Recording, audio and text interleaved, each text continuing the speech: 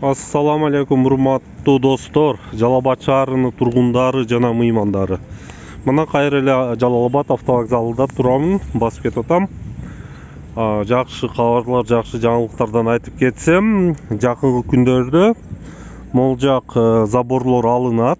Заборлор алынып, могул арчалар турган жерге чейин ачылат. Бул жерге машиналар турут, таксилер тура турган жай болот. Тиги жакта тиги арчаларды түгүдөн тротуар болот, адамдар баса турган тротуарлар болот, могул жактан дагы тротуар болот. Бул тосмолор бул жака чейин алып келинет. Жанагы эле Стамбул кафесинин тосмолоруну 2 жылдан бери жазып, айтып, видеого чыгарып, YouTube каналдарга чыгарып келгенбиз. Бир нече там адамдар менен мына бүгүнкү ошон күндөрү депутаттарга кайрылдык, шаардык кеңеши депутаттарга бийликке кайрылдык. Могул тосмо тууралуу, могул тротуарды тоскон. Мына бүгүнкү күндө уже иш башталып, тосмону жарты жарымы алынып, могу азыр тротуар жери ачылып келип атат.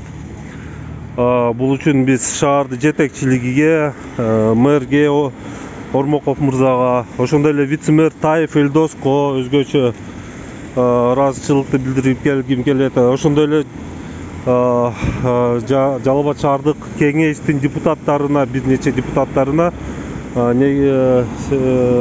Кожоев Улкан деген депутатка өзгөчө бир ыраазычылыкты айтып келгип кетет. Мына бул күндө тосмону бузуп, мына отурат балдар, азыр бетонду бузуп атат. Бул жер тегизделенип, көгөлтүрүнүп, тиги жерден ачылат тротуар, элге кайтарылып берилди ушул жер. Мына могул жерден тротуар болуп, коопсуздук эрежеси менен бул жерден адамдар баса берет. Салам алейкум. Ишиңер илгери болсун. Кечетен бери алып атасыңарбы? Качанка бүтүп каласыңар? Ушул жерде могу заборлорда алынат да? Да. Ушул жерден да? Ол жакты дагы айтабыз деп. Болуптур. Рахмат силерге дагы. Илгери болсун иштериңер. Мына могул жерден басып жүрө берет адамдар. Кең жолдон баспай, могу ичкери жанагы менен тротуар менен басат.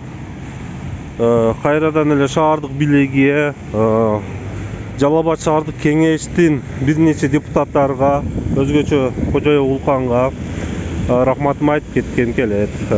Мэрге, вице-мэрлерге. Ошондой кылып элдин ишини бүтүрсө алыска барат. Акин бир-эки адамды эле кызыкчылыгы иштесе алыска барбайт. Бул акыретте дагы жооп бериш керек. Баарыңарга рахмат. Биз менен болгонуңарга. Комментарийлериңерди жазгыла, хейттериңерди жазгыла, бөлүшкүлө. Жамандап сөксөңөр дагы макул. Иш кылып кайдыгер болбогула.